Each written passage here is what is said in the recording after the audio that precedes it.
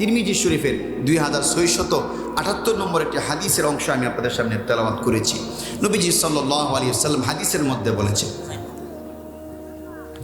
قال رسول الله صلى الله عليه وسلم من أحب سنتي فقد أحبني ومن أحبني كان معي في الجنة। নবী বললেন, মান আহাব্বা সুন্নতি, যে বান্দা আমি নবীর সুন্নতগুলোকে যারা ভালোবাসবে, ফাকদ আহাব্বানি, সেজন্য আমি নবী মুহাম্মদকে সেজন্য ভালোবাসলো। নবীর সুন্নতকে কখনো অবজ্ঞা করা যাবে না, ঠাট্টা করা যাবে না, বিদ্রুপ করা যাবে না, কারণ নবীর সুন্নতের দাম আছে না নাই? জোরে বলেন। নবীর সুন্নতের অনেক বড় দাম। বলে কেমন দাম? বুজুর্গানে দিন বলেন, এক বাবা তার সন্তানকে বলতেছেন, সন্তান তুমি স্বর্ণের ব্যবসা করো, স্বর্ণের ব্যবসা করার সময় পাল্লাটা কোনোদিন তুমি বাড়ি করে দিবা না, কারণ স্বর্ণ কিন্তু অনেক দামি জিনিস।